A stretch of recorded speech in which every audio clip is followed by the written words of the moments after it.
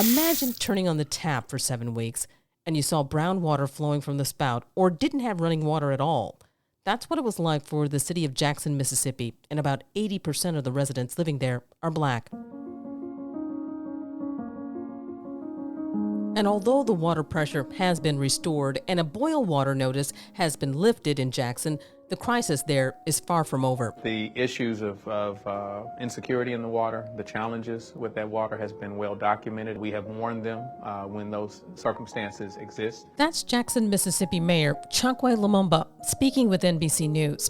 A group of Jackson residents filed a class action lawsuit alleging the water crisis caused various health problems like malnutrition and lead poisoning. The lawsuit names the city of Jackson, 2 private engineering companies, and Mississippi officials, including Mayor Lumumba. When asked if he drank the water, he said he did and sipped some water a reporter handed to him on camera. I drink it every day. I drink it every day.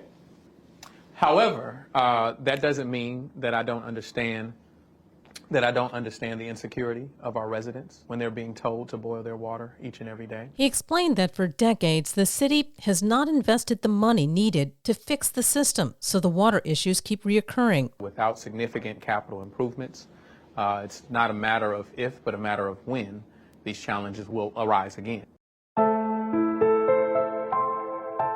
That's why HBCU Jackson State is looking at other possibilities, a water system just for the university. The Black College president Thomas Hudson told me on the BIN this past water crisis forced the college to take some drastic steps to accommodate commuting students and students living on campus. It has been frustrating. It has been very taxing on our students in particular, those who stay in the residence halls. I just left a student meeting where our student leaders and some of our RAs was able to interact with EPA Administrator Michael Regan and just really talk with him about some of the challenges we're facing, how it's been on the ground, and really work to what is the fix, the long-term fix for this issue. What did Mr. Regan say as far as some of the things that they're proposing? Well, we talked about, everything from the JSU standalone water system to what are some of those immediate services that can be provided, whether it's laundry and things like that. Thankfully, Jackson State University, we have been able to provide our students with a lot of those basic services, from portable showers, portable restrooms when the water pressure was low, bottled water, which we always keep on hand in the case of a boil water notice, keeping our food service running pretty much at full capacity, so there's not a drop off in those services. But the EPA administrator was also able to speak to how the everything that's happening on the ground, how the resources that are being put in from the federal government, how they're working with the city and state officials, how all of that is working to really holistically help fix the issue in a way that they really haven't done before. As you may be aware, we've had repeated water issues, interruptions in learning based on these water issues, but this is the first time that we've been able to marshal all of those federal, state, and local resources together to achieve what is more of a longer term fix. And we're excited about the possibilities and what's ahead as long as we continue to work together. I am aware of this, and I know just a little while ago, the mayor of Jackson spoke up saying that this has been a long-standing problem for years and that he's tried to get folks to listen and to help. Why do you think that it's been so hard for leadership to get folks to move on this issue? Well, it's interesting. A lot of times these things happen, these breaks and these issues happen around some type of natural disaster, whether it's a ice storm, they're weather related, snowstorm, freezing temperatures that causes pipes to burst. But increasingly, especially over the last year to 2 years, you're seeing these failures happen really that are not necessarily weather related. Of course, we had flooding that helped overwhelm the system, but this was something that was moving even prior to that. As you may be aware, Jackson State, before we had the flooding, we were forced to delay our move in, which is a very big date for any college and university. We were forced to delay that move-in day because of water pressure issues. So we're thankful that this time this has gotten the attention it deserves. It's gotten the national attention it deserves. And we are really hopeful that this attention and the action we're seeing on the ground would translate into long-term results. My name is Madison Cathy. I am a senior accounting major from Hattiesburg, Mississippi, and I serve as the 77th Student Government Association president at Jackson State University. Madison Cathy explained that students have been taking things in stride and are happy to get back to in-person instruction. So I honestly think that we're dealing with it the best that we can. The water pressure has improved. We've seen a lot of improvement on that front. So that's been great for student morale. We've returned back to classes after having to have pivoted to virtual instruction. So everyone is back on campus and we're looking towards the future. How are students involved with helping each other through this kind of thing, this crisis? And how are you helping the community? The president was really talking about the students really getting involved. For sure. So I feel like if Jackson State students are nothing, we are so resilient. And first and foremost, we've been a strong community for each other, just the way that we check on each other, the way that we've prioritized our mental health and tried to encourage our peers to even reach on our counseling resources on campus through this time period. And then we've also been able to turn our attention to the community. Several of us have led our own individual efforts to get water out to the local community. And as a student government association, just this morning, we were collecting, I think we brought in like 550 cases of water that we are going to give to the local community. So we've been working throughout this process, and it feels good to be able to band together and not only keep ourselves up, but help our community too. Wow, it sounds like you're really busy. It must be difficult kind of holding things together as far as school, because that's one thing, trying to keep all your studies done and then trying to keep cool because air conditioning, because water really kind of affects the air conditioning, and then trying to help other people on the outside of the community. So it must be really busy. Very busy, but I've found a good balance.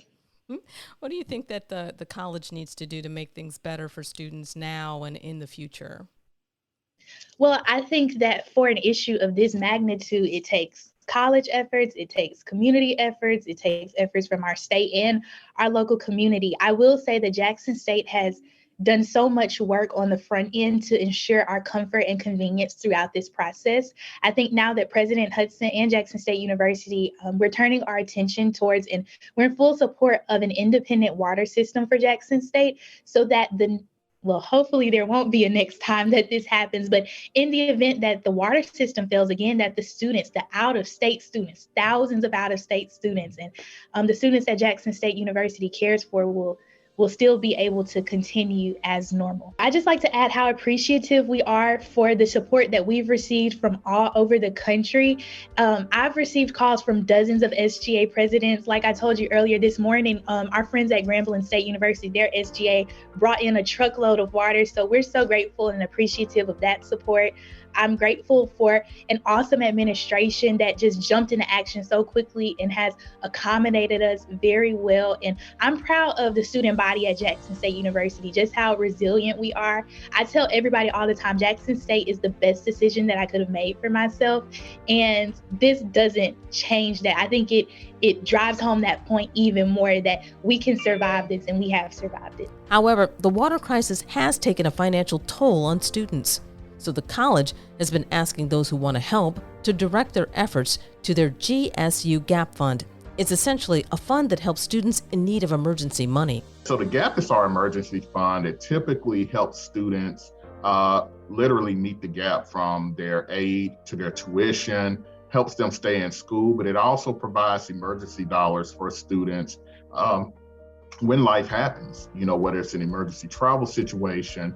And in this instance, for students, because of the disruption that happened, expenses that students had to incur, inconveniences that students had to incur due to this latest water issue, we are making GAP dollars available for those students. We're thankful for all of the assistance we have received as it relates to the GAP funding. The response has been wonderful. We're still accepting dollars, www.jsums.edu/GAP, GAP. And just, again, really want to direct as much of the attention there. We're thankful that the water donations we've received have been more than enough, to the point where we've been able to direct a lot of those resources now to the community at large and to the city of Jackson. But certainly for our students, that GAP Emergency Fund, it has really been a great resource. And, even today we received about 2,000 applications for students for GAP assistance. What do you tell those in your college community who just might be frustrated by all of this? Well, I appreciate our students so much. Again, it's a coincidence that we're doing this interview right on the heels of an engagement with our student leadership. And I just never failed to be impressed by how community-oriented and solution-oriented they are, certainly impacted by what's happened, but also looking at ways that they can give back. We have students who are organizing water drives, who are doing these things in the midst of our own situations, trying to help the community at large. And what I would just tell our students is that we want to remain encouraged. We are on the other side of this thanks to the resources that have been allocated. And we just want to continue to do the great work, want them to continue to do the great work, making JSU the best it can be. This is still going to be a great semester. We love the fall here at Jackson State University, football games, homecoming, student activities, and we look forward to that. It's very early in the semester. We are going to come back for this, and we're going to be better than ever. So just remain strong. Let's all remain resilient, and let's continue to look out for the best interests of Jackson State and our surrounding community. Many at Jackson State are hoping for city and state leaders to follow through on their promises to fix the aging water system before another disaster occurs. I'm Esther Dillard on the Black Information Network.